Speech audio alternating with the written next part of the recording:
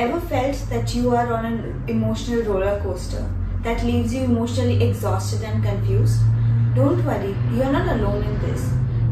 I, Samta Parekh, a counseling psychologist at TalktoAngel, welcomes you to our channel series on clinical disorders, bipolar disorder.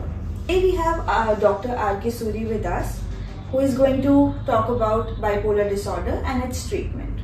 So sir, my first question to you is, can you please explain what's bipolar disorder and what are its symptoms?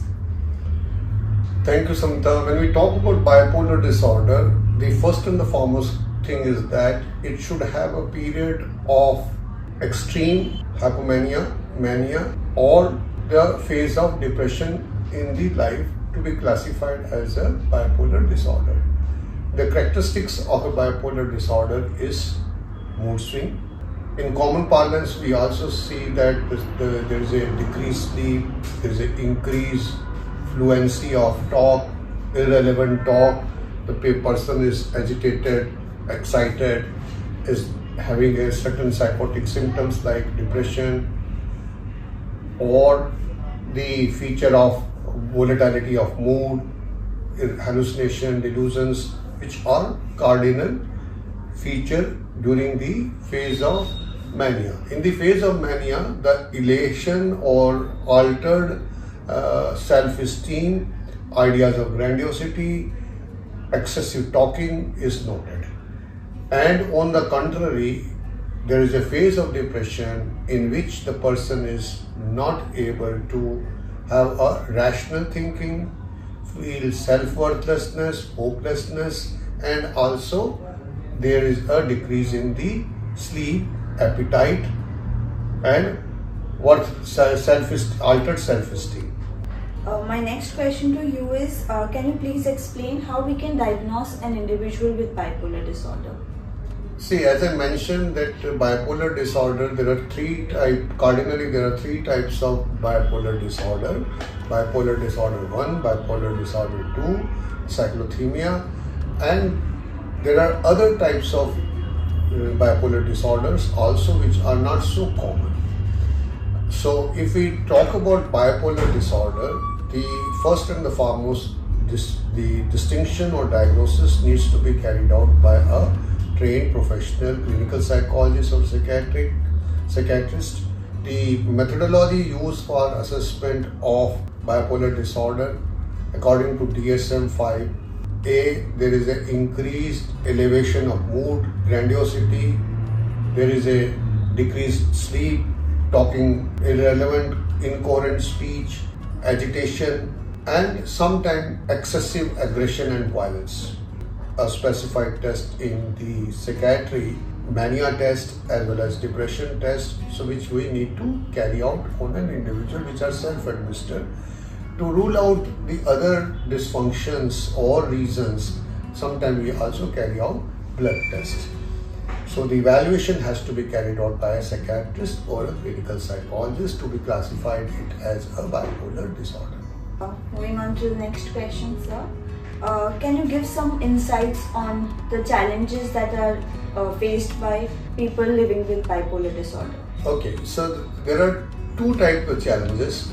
When the person is having a mania phase, the person is not able to concentrate and becomes overwhelmed. He is not able to maintain his functionality on a day-to-day activities and the goals he has planned. And he has ideas of grandiosity. He or she has excessive speech, irrelevant talks, and flight of ideas, shifting from one idea to another idea. So as a result, he or she is not able to concentrate. When he is not able to concentrate, he is not able to complete a task. That's the first challenge. Second challenge comes with the relationship. He or she is not able to maintain the relationship because he is not processing the information, the thoughts and emotions in a regulated manner. The other challenges which are there related to not able to perform, so economic jeopardize, and also the aggression, violence sometimes which the person takes into.